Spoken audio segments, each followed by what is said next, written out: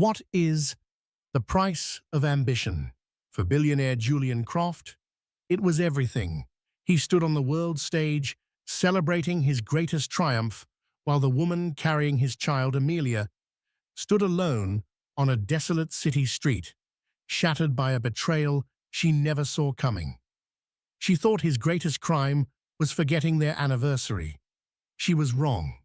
A single haunting photograph taken in the dead of night would ignite a scandal, but it was the headline that followed, which would expose a truth so devastating it would bring an empire to its knees and a titan to his senses. This is the story of how one man's ruthless ambition collided with a secret he thought was buried forever.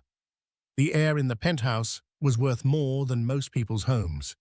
Filtered, temperature-controlled, and scented with a bespoke blend of white tea and neroli that cost $1,000 an ounce, it was the air of the untouchable. It was the air Julian Croft had manufactured for himself 68 floors above the grimy, striving streets of Manhattan. From this vantage point, looking out of the floor-to-ceiling windows, the city was a silent, glittering tapestry, a kingdom he had conquered not with armies, but with algorithms. His wife, Amelia, however, felt like she was suffocating. She stood before the antique Venetian mirror in their sprawling dressing room, a space larger than her entire childhood apartment. The reflection showed a woman who should have been ecstatic. Her face, usually a canvas of gentle warmth, was framed by waves of honey-blonde hair. A bespoke gown of midnight blue silk clung to her figure, expertly tailored to celebrate the soft burgeoning curve of her 5-month pregnancy. On the velvet-lined tray beside her lay the Croft Star, a diamond necklace Julian had purchased at a Sotheby's auction, so named because its flawless 50-carat center stone seemed to swallow the light and hold it captive. Everything was perfect. A perfect wife, a perfect home, a perfect jewel for their perfect 5th anniversary. Except it was all a lie. The perfection was a veneer as thin and fragile as spun glass. For the past year, Julian had been a ghost in their life. He was a phantom who smelled of expensive cologne and sleeplessness, his physical body often present at the breakfast table, but his mind leagues away, lost in the digital ether of his new obsession, Ethereum Dynamics. It was his magnum opus, a predictive AI he claimed would revolutionize global logistics. To Amelia, it was the other woman, the one who got his passion, his late nights, his fervent whispered promises. Tonight was supposed to be different. A respite, their 5th anniversary. He had promised her, looking up from his glowing tablet, just long enough for his piercing blue eyes to meet hers, that tonight was solely for them. Dinner at Le Bernardin, the 3-Michelin-star temple of seafood, where a reservation was a myth for most mortals. He'd made the booking months ago. A beacon, he had called it, to remind us what we're working towards. Amelia smoothed the silk over her belly, feeling the faint butterfly flutter of the new life within her. Their child, a new beacon. She hoped with the fierce, desperate hope of a woman in love that this baby would be the anchor that finally moored Julian back to their shared reality. A chime from her phone sliced through the quiet. She picked it up from the marble-topped island, her heart giving a little squeeze of anticipation. Perhaps he was downstairs, waiting to surprise her. The message was from Julian. It was not a love note. J. Croft. Something's come up. Critical. Can't make it. Rain check. That was it. Not even a sorry or I love you. Just the cold, transactional efficiency that defined his business dealings. Rain check. As if their anniversary, the one he had promised to hold sacred, was a coffee meeting that could be bumped for a higher priority. Amelia's fingers trembled as she typed a reply, the slick screen blurring through the sudden welling of tears. Amelia Julian, you promised. It's our anniversary. I'm all dressed, please. She stared at the screen, watching the three little dots that indicated he was typing. They appeared, danced for a moment, and then vanished. No reply came. He had read her plea and dismissed it. The silence was his answer. It was more brutal than any angry word could ever be. The Croft star on the velvet tray seemed to mock her, its brilliance cold and unforgiving. She had everything a woman could ever want the world told her. A billionaire husband, a life of unimaginable luxury. But in that moment, dressed in couture with a fortune around her neck, Amelia Croft had never felt so utterly devastatingly poor. The silence of the penthouse pressed in on her. It was no longer a sanctuary. It was a cage. A beautiful gilded cage where she was left to pace alone while the man she loved conquered the world, forgetting he had already conquered her heart and left it undefended. Her gaze fell back to the phone. Another message had arrived. This one wasn't a text. It was a news alert from a tech publication. Headline: Ethereum Ascendant. Julian Croft, poised for surprise midnight launch, set to disrupt global tech landscape. Midnight. He wasn't just working late. He was hosting a launch event. He hadn't just forgotten their anniversary. He had scheduled his greatest professional triumph to deliberately overwrite it.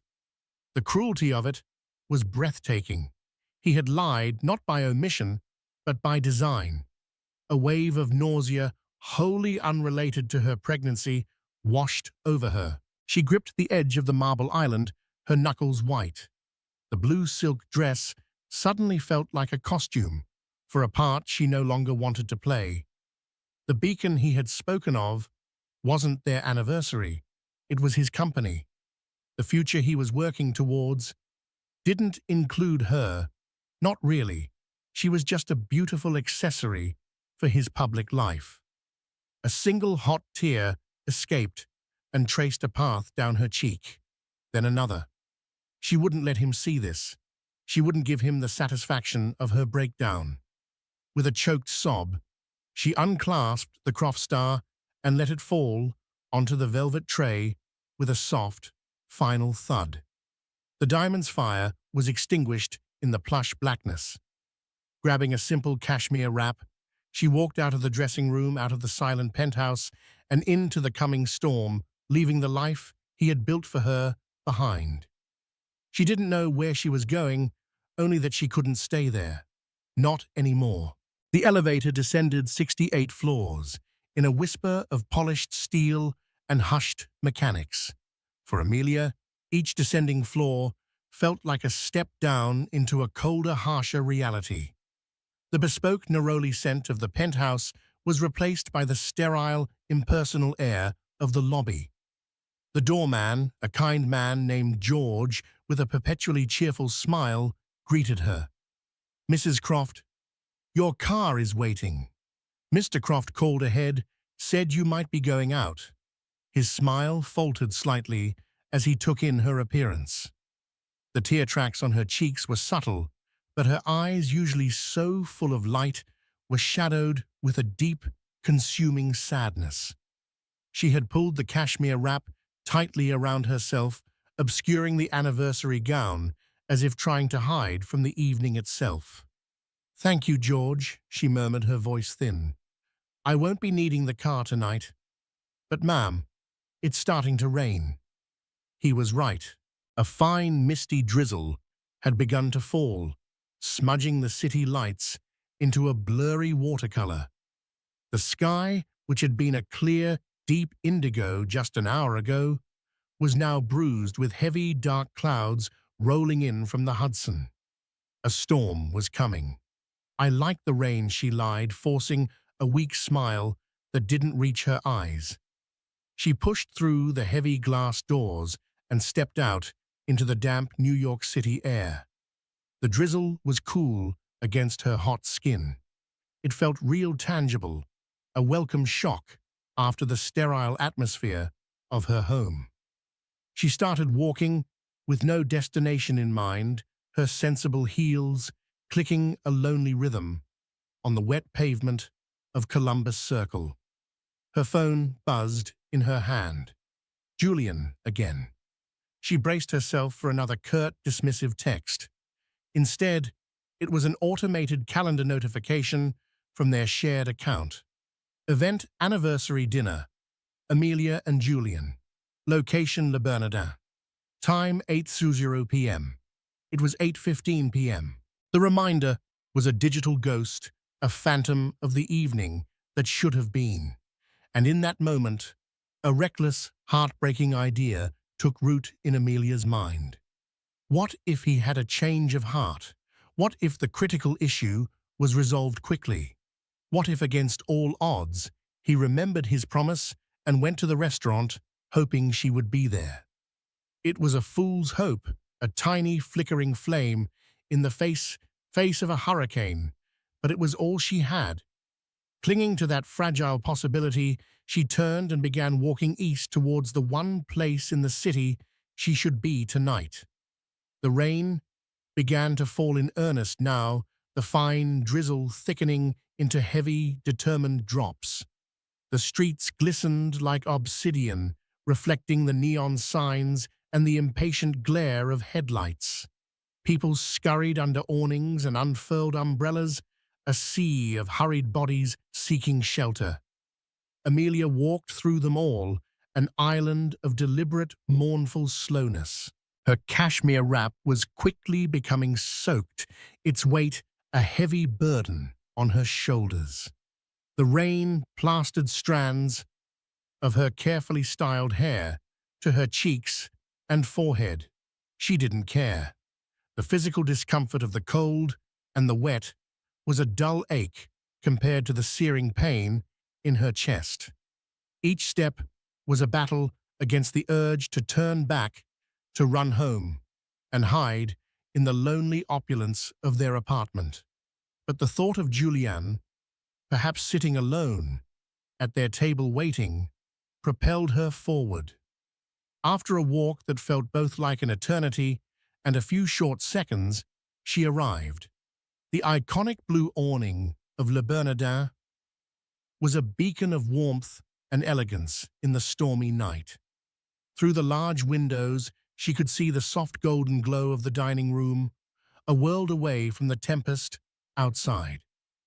It was a sanctuary of celebration, filled with the murmur of happy conversations, the clinking of glasses, and the silent ballet of waiters. Taking a deep, shuddering breath, she pushed the heavy door open and stepped inside. The maitre d', a man of impeccable poise with silvering hair and a suit that cost more than her first car, approached her immediately. His professional smile was warm, but his eyes were quick, taking in her disheveled state. The wet wrap, the streaked makeup, the profound sadness that clung to her like the rain. "Good evening, madam. May I help you?" he asked, his voice a model of discretion. "I have a reservation," Amelia said, her own voice barely a whisper. "Under Croft. For two." The maitre d' consulted his large reservation book, his expression unreadable. "Ah, yes, Mr. Croft. We have been holding your table." He paused, looking from the book to her and then around the empty entrance. "Will Mr. Croft be joining you shortly?" The question hung in the air, heavy with unspoken pity. Amelia's fragile hope shattered the pieces, scattering into the void where her heart used to be. He wasn't here. He was never coming. The fool's hope had been just that. She looked past the maitre d' into the heart of the restaurant. She saw couples leaning in close, their faces animated with laughter. She saw a family celebrating a milestone, their joy radiating from the table. Every single person was part of a we. She was a solitary I, a pregnant woman, standing alone in the doorway of the life she was supposed to have. "No," she finally managed to say the word, catching in her throat. "He won't be coming." The maitre d's' expression softened into one of genuine sympathy. "I see. Would you care to be seated anyway, Mrs. Croft? We can still serve you, of course." For a fleeting second, she considered it. The ultimate act of defiance. To sit alone at their anniversary table, order the most expensive champagne, and toast to her own resilience. But the thought of enduring the curious, pitying glances from the other diners was too much to bear. The performance of strength was beyond her tonight. All she had was the raw, unvarnished truth of her heartbreak. "No, thank you," she whispered, her voice cracking. I have to go." She turned before he could say another word, pulling the door open and stepping back out into the deluge. The storm had fully broken now. The rain was a solid roaring sheet of water, hammering the pavement and overflowing the gutters. The wind whipped down the canyon of West 51st Street, cold and sharp, tearing at her soaked wrap. She didn't register the cold. She didn't register the cacophony of the city, the blaring horns, the distant wail of a siren. All she could hear was the frantic, painful thumping of her own heart. She started walking again, faster this time, driven by a desperate need to escape the warm, golden light of the restaurant and the life it represented. Tears streamed down her face, mingling with the rain so completely that she couldn't tell them apart. It was a baptism of sorrow. Each drop that fell from the sky felt like a tear shed for her broken marriage, for the promises Julian had shattered, for the child inside her who would be born into this fractured world. She was vaguely aware of the looks she was getting from the few people huddled under awnings. They saw a woman in a fancy, ruined dress, weeping uncontrollably as she walked through a torrential downpour. They saw madness or drama, or just another one of New York's strange, sad stories. They couldn't possibly understand the depth of the betrayal that had driven her out into the storm. After several blocks, her energy gave out. She came to a stop under the weak, flickering glow of a streetlight.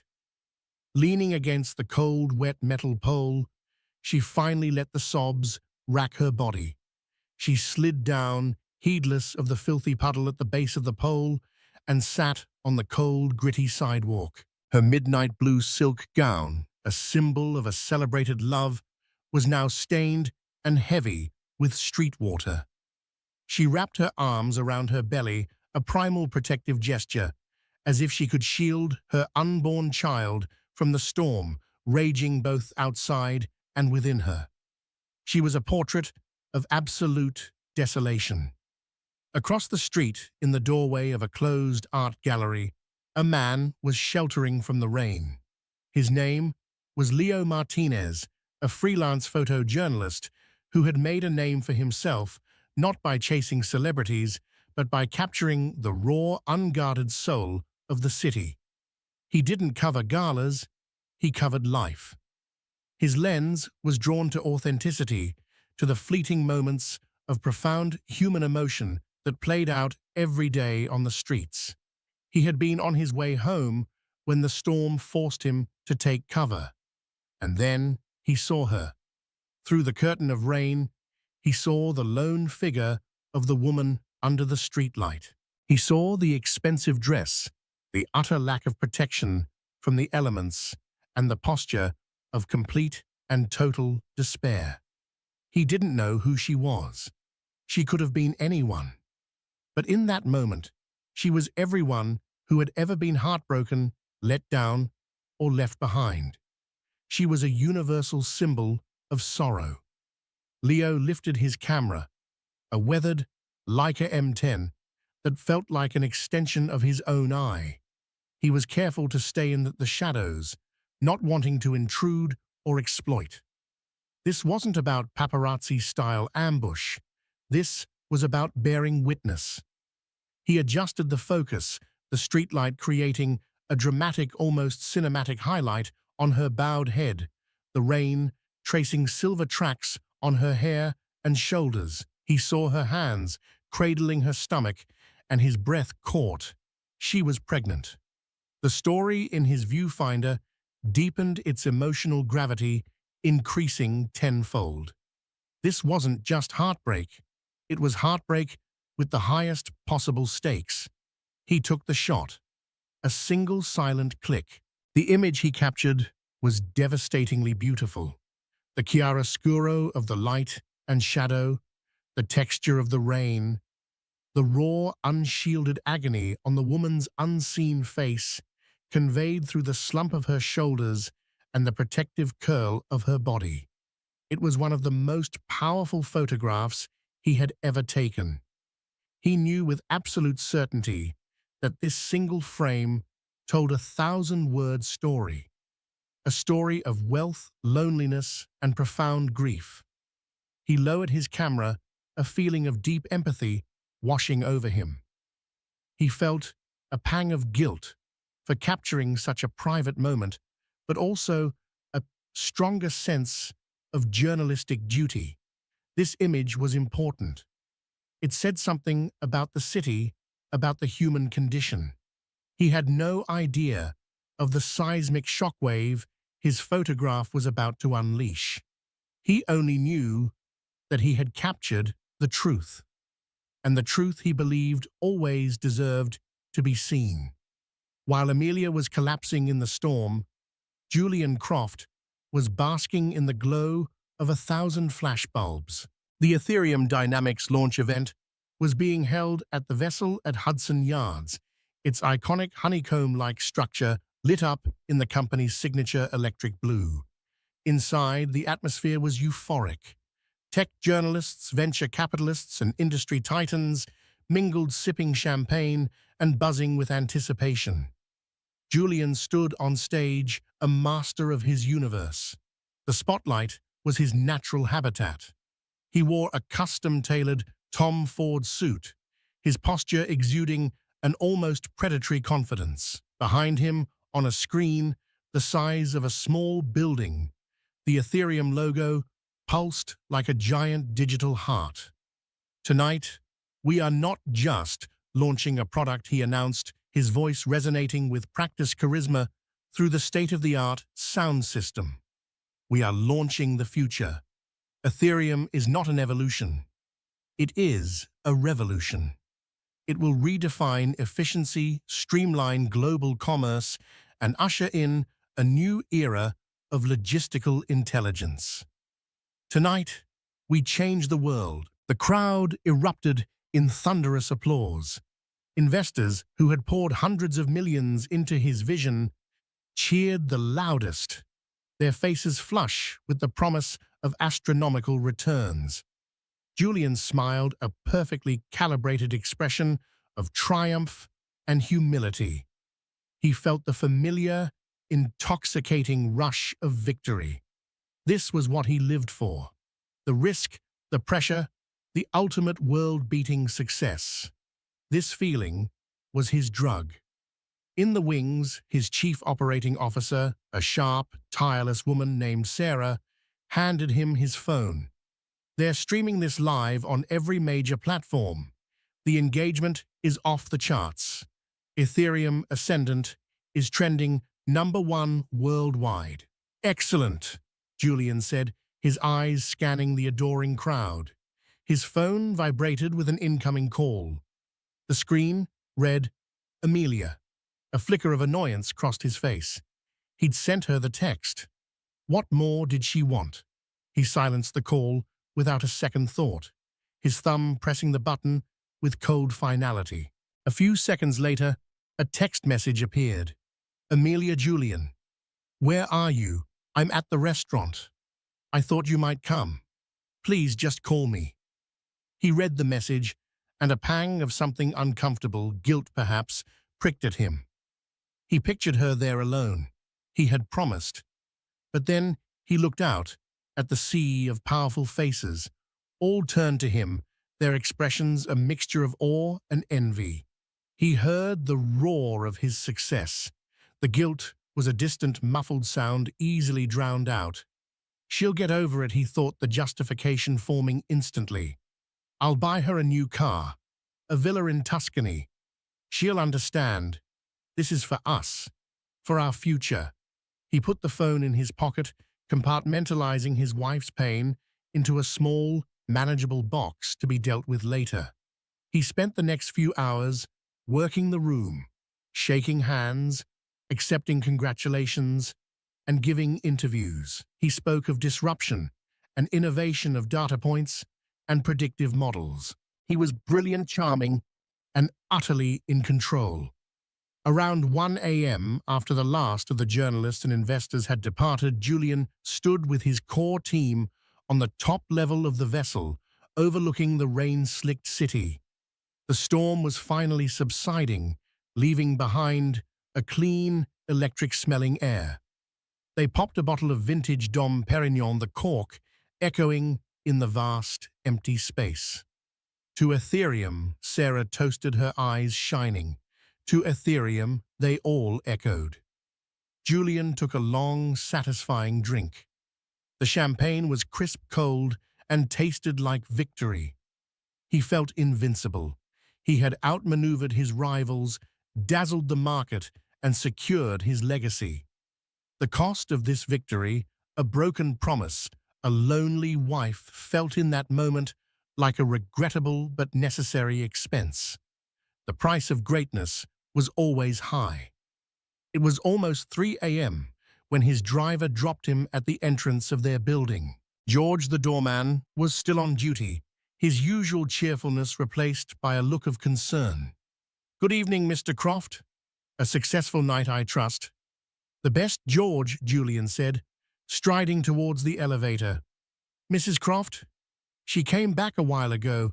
She seemed very distressed, sir." Julian's stride faltered for a half-second. "She'll be fine. Thank you, George." He rode the elevator up, a sliver of apprehension finally piercing his bubble of self-congratulation. The penthouse was dark and silent. He called out her name, "Amelia." No answer. He walked through the vast, empty rooms. He found her in their dressing room, not physically, but her presence lingered. The midnight blue dress was gone.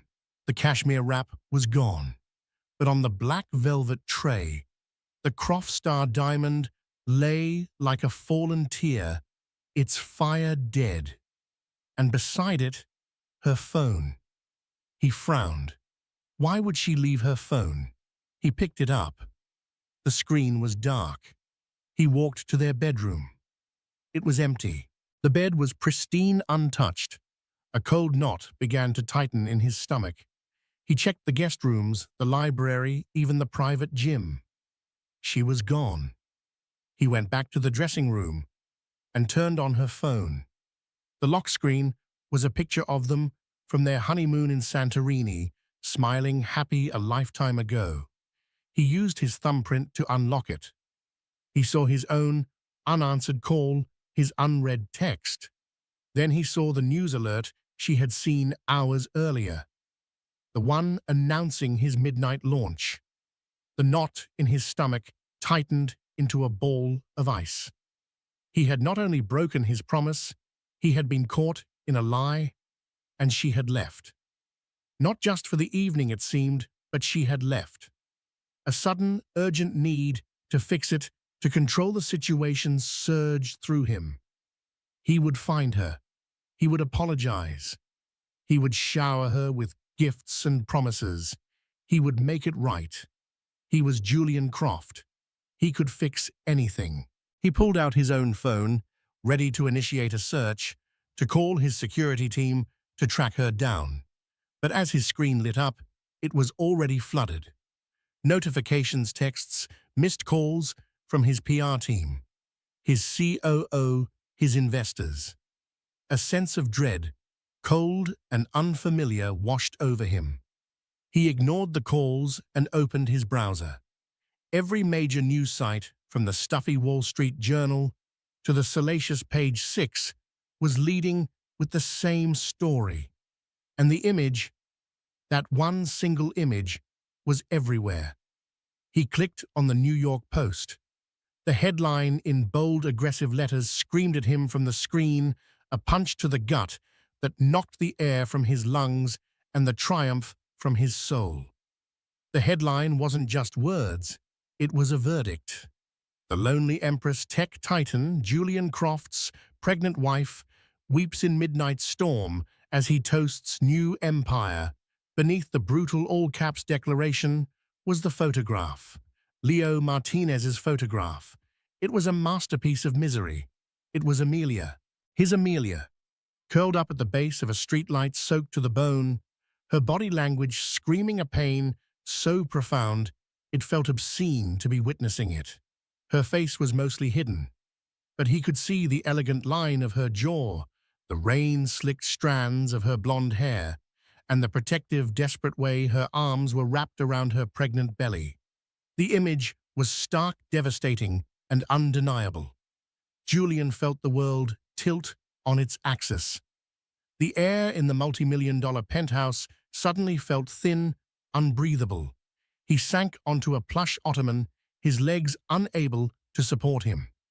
He stared at the picture on his phone, his mind struggling to reconcile the image of the shattered woman in the rain with the graceful, composed wife he took for granted. He clicked through to the article. It was written by an award-winning journalist known for her sharp, insightful profiles. The prose was surgical. It juxtaposed the two scenes of the night with devastating effect. On one side, Julian Croft, the conquering hero, popping champagne and speaking of changing the world. On the other, his pregnant wife alone, abandoned weeping on a dirty sidewalk just a few miles away. The article detailed the occasion, their 5th wedding anniversary. It mentioned the reservation at Le Bernardin. It even had a quote from an anonymous source at the restaurant, likely the sympathetic maitre d' who described a heartbroken woman in a beautiful blue dress who had waited for a husband that never arrived. Then the article delved into Julian's public persona, the charismatic innovator, the philanthropic billionaire. It listed his donations, his speeches on work-life balance, his carefully crafted image as a modern, enlightened titan of industry. And then, with the photograph as its ultimate, irrefutable evidence, it tore that image to shreds. While Mr. Croft was speaking of a new era of logistical intelligence, the journalist wrote, he appears to have suffered a catastrophic failure of emotional intelligence at home. His new empire, it seems, was built tonight on a foundation of personal neglect and a broken promise. The public's reaction was instantaneous and savage. The Ethereum Ascendant hashtag, once a symbol of his triumph, had been hijacked. It was now flooded with the photograph of Amelia, with comments ranging from disgusted to furious. This is what success looks like. Disgusting. Congratulations on your launch, Julian Croft. You lost your soul in the process. My heart breaks for this woman and for their baby. He's not a titan, he's a monster. Cancel Croft. His phone started ringing again, a frantic, incessant buzzing. It was Sarah, his COO. He finally answered, his voice a hoarse croak. Sarah! Julian, have you seen it? Her voice was tight with panic. The stock, our pre-market trading is in free fall. We're down 30%, and the market hasn't even opened. The venture capital groups are calling emergency meetings. The board is demanding a statement. What the hell happened? Who is this woman? Julian flinched as if struck. Who is this woman? It's Amelia. Sarah. It's my wife. There was a stunned silence on the other end of the line. Oh my God, Julian, she finally whispered. Oh my God, I didn't.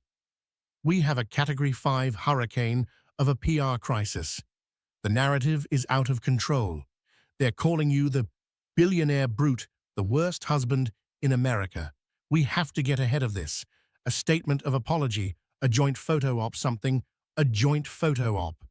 The suggestion was so grotesquely corporate, so utterly tone-deaf to the reality of the situation that Julian felt a surge of rage. A photo op, Sarah? Look at that picture. Do you think she wants to stand next to me and smile for the cameras? He hung up, his mind racing. This wasn't a PR crisis. That was a sterile business term for what this really was, a personal cataclysm. He had not just upset his wife, he had publicly humiliated her in the most spectacular way imaginable. He had turned her private pain into a global spectacle. And the worst part, the part that made his blood run cold, was that he was entirely to blame. His justifications from the night before, she'll get over it, I'll buy her something, now seemed like the pathetic delusions of a moral bankrupt. What could he possibly buy to erase this image from the internet, from the public consciousness, from her memory? He had to find her. Not for a photo op, not to save his stock price, but because a primal fear was now gripping him. The woman in that photograph looked like she was at the very edge of her endurance. She was pregnant with his child. Was she safe? Was she okay? He scrambled to his feet and ran back to the bedroom, throwing open closets, his heart pounding with a terror that eclipsed any fear he'd ever felt in a boardroom. Her suitcase was gone. A few of her clothes were missing. This wasn't a spur-of-the-moment decision to get some air. She had packed. She had left him. He grabbed his keys, his mind a chaotic whirl of regret and fear. He had to find her. He had to beg her for forgiveness. He had to undo this. He sprinted out of the penthouse, leaving the lights on, the silence of the vast apartment pressing in on him. As he raced to the elevator, he thought he knew the full extent of his monstrous mistake. He thought the headline and the photograph were the worst of it. He was wrong. The real story, the one that would detonate the foundations of his entire life, hadn't even broken yet. The photograph was just the fuse. The bomb was still to come. Julian spent the next few hours in a state of frantic desperation. He drove through the pre-dawn city, his mind a maelstrom of self-loathing. He went to the homes of Amelia's two closest friends, waking them up with frantic knocking, only to be met with cold, furious glares. They knew. They had seen the news, and they weren't telling him anything. "You did this, Julian," one of them, a fiery redhead named Chloe, said through a crack in the door, her voice dripping with contempt. "She gave you everything, and you threw it in the gutter for a line of code. Leave her alone." The door slammed in his face. He was an outcast, the architect of his own exile. Defeated, he returned to the penthouse just as the sun was rising, casting a pale, indifferent light over the city. He felt like a stranger in his own home. The luxury that had once been a symbol of his success now felt obscene, a monument to his failures as a man. He collapsed onto the sofa and stared at his phone, watching his empire crumble in real time. Ethereum's stock had opened in a bloodbath, wiping out billions in valuation. News outlets were no longer just running the photograph, they were digging. Every aspect of his life was now under a microscope. It was an investigative journalist from the New York Times, a woman with a reputation for unearthing secrets powerful men wanted to keep buried, who delivered the killing blow. At 9:00 a.m., a new story dropped, and this one made the tale of the neglected wife seem like a mere prelude. Julian's phone buzzed with an alert. He opened it with trembling hands. Headline: The Croft Calculus leaked documents reveal Ethereum launch was a deliberate attack on family. Julian's blood turned to ice. Family? What the hell were they talking about? He read on his heart, hammering against his ribs. The article was meticulously researched, citing leaked internal emails and anonymous sources from deep within his own company. It laid out a timeline that was both brilliant in its corporate strategy and diabolical in its personal cruelty. The journalist had discovered that Ethereum's main competitor in the predictive logistics space was a smaller but highly innovative company called Nexus Logistics. For the past year, Nexus had been Julian's primary obsession, the David to his Goliath that he was determined to crush. And the CEO and founder of Nexus Logistics was a man named Daniel Sterling, Amelia's older brother. Julian felt the floor drop out from under him. The article laid it all bare. Daniel and Amelia had been incredibly close until her marriage to Julian, a man Daniel had never trusted. He'd called Julian a soulless calculator with a heartbeat, a warning Amelia had dismissed as sibling jealousy. The two men had maintained a frosty, distant relationship for years, a silent corporate Cold War. The leaked emails showed Julian's strategy in horrifying detail. He knew Nexus Logistics was planning to announce a major partnership with a European shipping conglomerate on a specific date, the date of his and Amelia's 5th wedding anniversary. This partnership would have secured Nexus's future and made it a formidable rival. So Julian had orchestrated a ruthless corporate ambush. He had deliberately scheduled the Ethereum launch for the same night, but made it a surprise last-minute announcement to maximize disruption. He pushed his team to an insane deadline, not for technical reasons, but to ensure he could preempt his brother-in-law's announcement.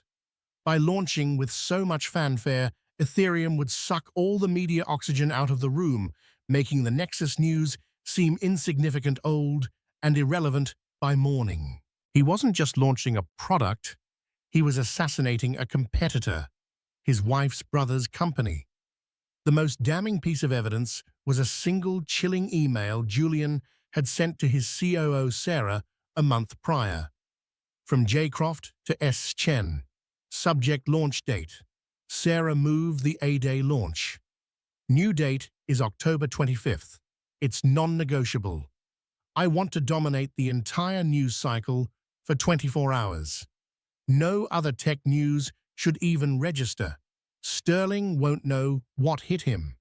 This is how you kill a company without firing a single shot. October 25th, their anniversary.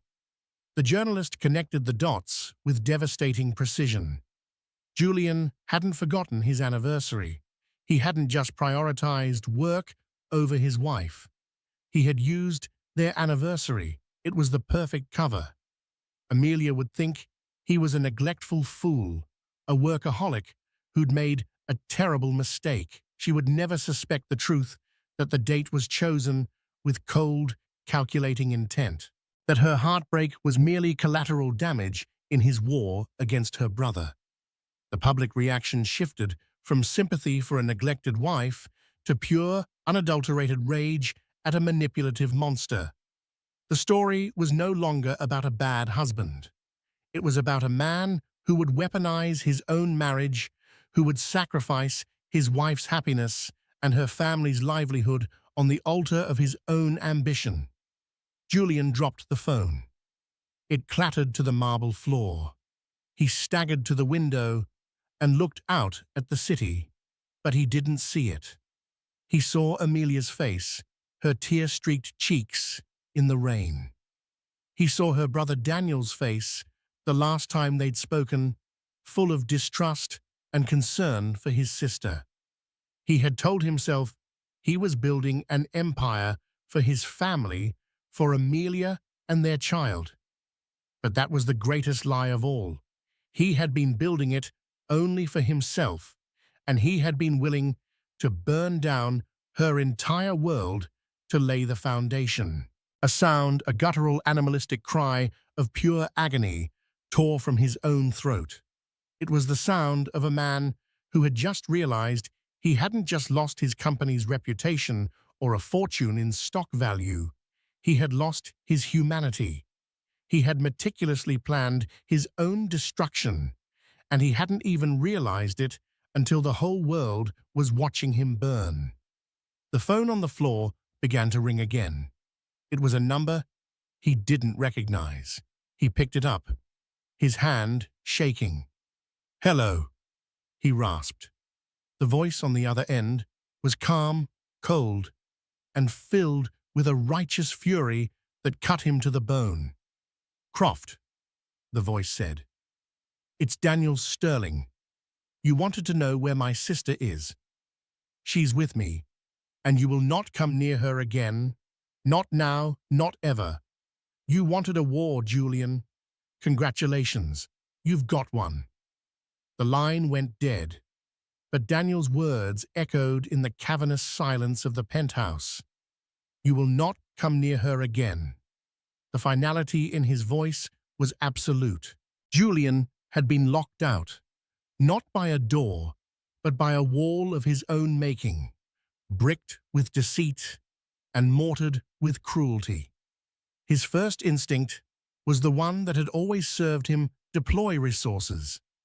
He had a team of the best security consultants and private investigators money could buy. He could find Amelia in an hour. He reached for his phone to make the call, but his hand stopped mid-air. What would he do if he found her? Drag her home? Force a confrontation? He looked at the picture on the news site again. The image of his weeping, pregnant wife. Forcing anything on her now would be the act of a tyrant, proving every terrible thing the world was saying about him. He had already broken her. He couldn't bear the thought of shattering her completely. For the first time in his adult life, Julian Croft felt utterly powerless. His money couldn't fix this. His influence was toxic. His power was the very reason he had lost everything that mattered. The next few days were a blur of humiliating capitulations. He was forced to issue a public statement drafted by a crisis management team that charged $10,000 an hour. It was a milquetoast apology full of corporate speak like "deeply regret," "personal failings," and "taking time to reflect." No one believed it. It was seen for what it was: a desperate attempt to stop the financial bleeding. It didn't work. The board of Ethereum Dynamics, facing shareholder revolt and catastrophic brand damage, called an emergency meeting. Julian attended via video call, a ghost in his own machine. The faces of the people who had once lauded him as a visionary were now cold masks of fury and disappointment. "The brand is toxic, Julian," one of the lead investors told him, his voice flat. "It's inextricably linked to this scandal. As long as you are the face of Ethereum, we are dead in the water." The message was clear. He had to go. He had to sacrifice his creation to save it. With a hollow feeling in his chest, he agreed to step down as CEO, effective immediately. The king had been deposed, exiled from the very empire he had built. He spent his days wandering the silent penthouse, a prisoner in his gilded cage. He didn't turn on the TV. He didn't read the news. The roar of the outside world was deafening enough in his own mind. He replayed every moment of the last year, every decision, every lie. He saw his ambition for what it was: a ravenous cancer that had consumed his character, his marriage, and his soul. He tried to reach Amelia, but her number was disconnected. He sent emails that went unanswered, swallowed by the digital void. He sent a bouquet of her favorite flowers, white peonies, to her brother's address, a pathetic, desperate gesture. He imagined they were thrown in the trash. He found himself standing in the nursery they had designed together. It was painted a soft, gentle yellow. A custom-made mobile with tiny, hand-carved wooden animals hung over the empty crib. They had argued playfully over whether to get a rocking chair or a glider. He had insisted on the most expensive, ergonomically designed glider, obsessed with getting the optimal product. Amelia had just wanted a comfortable chair to hold their baby. Standing there in that room full of silent promise, the full weight of his loss crashed down on him. It wasn't about the company or the money. It was about this, the quiet moments, the shared future, the family he had annihilated before it was even born. He sank onto the floor, leaned his head against the crib, and wept. Not the tears of a thwarted billionaire, but the gut-wrenching, soul-cleansing tears of a man who has finally truly understood what he has done. A week after his resignation, a sleek black car pulled up outside his building. A woman in a sharp business suit got out and was let up by the doorman. It was Daniel Sterling's lawyer. She didn't greet him. She simply placed a thick manila envelope on his coffee table. "Mr. Sterling asked me to deliver this to you personally," she said, her tone icy. "He trusts you will see that it is in everyone's best interest to cooperate fully." Inside the envelope were divorce papers, and beneath them a single sheet of paper with a hospital letterhead, New York Presbyterian. It was a printout from Amelia's file, a short note handwritten by her obstetrician. Patient admitted due to acute stress and risk of complications. Placed on mandatory bed rest for the remainder of her term. Minimal stress and absolute quiet are medically necessary for the health of both mother and child. Julian's breath hitched. His actions, his ruthless, calculated ambition, hadn't just broken his wife's heart. They had endangered the life of his own child. The recklessness of his choices now had a potential body count of 1. That single piece of paper was his true reckoning. It was the final damning evidence of his monstrosity. The war he'd wanted to win had nearly claimed the most innocent of casualties. He looked at the divorce papers, at the cold legal language that would dissolve his marriage. He picked up the pen that the lawyer had so thoughtfully left behind. There was no fight left in him. He had no right to contest, no right to ask for anything. He only had the right to accept his sentence. He signed every page his signature, a shaky scrawl, a testament to his brokenness. He was Julian Croft, the man who had changed the world, and he had signed away his own. Signing the divorce papers was an act of unconditional surrender. Julian's pen hovered over the pages, the legal language, a cold epitaph for his marriage. Amelia, through her brother Daniel, had asked for nothing, no money, no property, just a clean severance. This quiet rejection was a louder condemnation than any shouted accusation. He signed away his claim to their life together, his shaky signature the only testament to the man he had broken. His lawyers were instructed to create an untouchable trust for the baby, a vast silent apology his son would one day inherit. It was the only way he could provide a fatherhood of cold, hard cash. The penthouse, once a symbol of his ascent, now felt like the scene of a crime. The glittering cage held too many ghosts. He sold it along with the cars, the watches, and the other trappings of the man he no longer wanted to be. He moved into a nondescript downtown apartment, a self-imposed exile where the silence was a constant companion. The roar of the world faded. The Ethereum scandal became old news, and Julian Croft, the fallen titan, became a cautionary tale. His days were spent in quiet reflection and brutal therapy sessions with a woman who refused to accept his excuses. He spoke not of market caps, but of shame, a concept he was only beginning to understand. He was a man adrift, stripped of his titles, and his purpose forced to confront the moral void at his core. He adhered to the terms of his exile with absolute fidelity, knowing his presence was a poison to Amelia and their unborn child. His absence was the only kindness he had left to offer. 2 months later, in the deep quiet of late December, a formal email arrived from Daniel's lawyer. Amelia Croft gave birth to a healthy baby boy this morning. 7 pounds, 2 ounces. No name, no picture, just the clinical facts. A son. His son was in the world, a world Julian was barred from. The news brought a profound, sorrowful ache.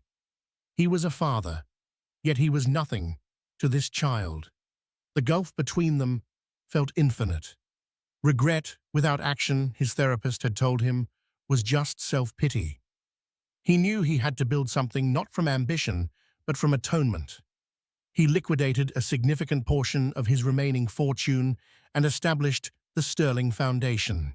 He named it in honor of the family he had tried to destroy. Its mission was to promote ethical technology and support families crushed by the corporate machine he had once championed. It was his penance, an attempt to turn the poison he'd spread into some kind of antidote. 1 month after his son's birth, he allowed himself a final, desperate act of communication. He wrote a letter. Not a text or an email, but a handwritten confession on simple cream paper. It took him a week to find the words.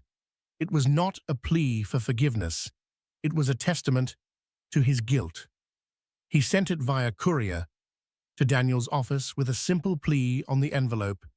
Please give this to Amelia. He had no right to hope she would read it. Amelia sat in the soft morning light of her new life.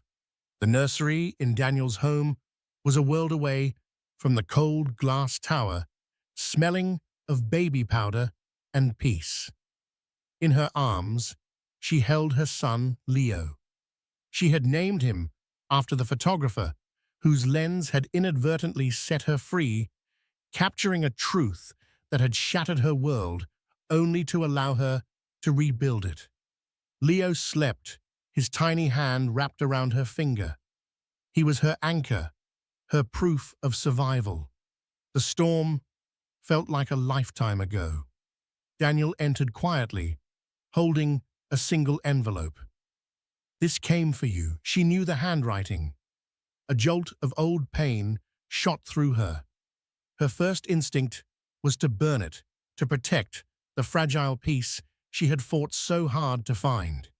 But she looked at Leo, this perfect child who was half his father, and knew she had to read it. For her son's sake, she had to know if the man who created him had any capacity for change. When Leo was asleep in his crib, she sat by the window and opened the letter. It was not what she expected. There were no excuses. It was a raw, unflinching autopsy of his own soul. Amelia, it began. I am writing this not to ask for forgiveness, as I have no right to it, but to offer the explanation you are owed. I have spent every moment since that night trying to understand how I became the man who could inflict such pain on you. The answer is simple and monstrous. I valued winning above all else. I lied about the launch. I chose our anniversary with the specific intent of destroying your brother's company. Your pain was a calculated, acceptable loss in my pursuit of dominance. It is the most shameful act of my life. I did not just betray you as a husband. I betrayed you as a human being. Seeing you in that rain, knowing I was the cause, was the beginning of my reckoning.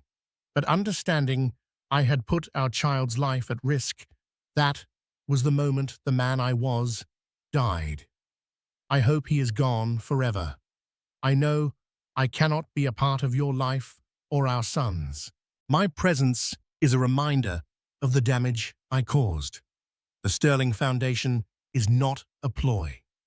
It is my attempt to make amends with the world, to build something that helps instead of harms. I will not contact you again. I will respect the new life you have built. I just wanted you to know the truth from me, and to say the words I should have said 1,000 times. I am sorry, Amelia, for everything. Julian. Amelia read the letter twice. The tears that fell were not of pain, but of a complex, sorrowful catharsis. It was a full confession. He finally understood. She folded the letter and looked at her sleeping son. The future remained a vast, uncharted territory. She didn't know if forgiveness was possible, or what role, if any, Julian would ever have in Leo's life. The wounds were too deep to be healed by a single letter, but as she watched her son's gentle breathing, she felt a flicker of possibility. The tragic first chapter of their story was over. A new one, of a mother's fierce love, a son's bright future, and a fallen man's long walk out of the darkness had just begun. That photograph captured a moment of absolute despair, but it became a catalyst for a truth that needed to be exposed. Amelia's story isn't just about a rich man's mistake. It's about the devastating cost of ambition when it's untethered from humanity. It's a story of profound betrayal, but also one of incredible resilience and the quiet strength it takes to rebuild a life from the ashes. Julian's journey from a titan to a penitent shows that sometimes you have to lose everything you think you want to finally understand what you truly need. What did you think of Julian's ruthless twist? Could you ever forgive a betrayal like that? Let us know your thoughts in the comments below. Your perspective is a huge part of our community. If this story moved you, please hit that like button. Share it with someone who loves a story of epic downfall and powerful redemption.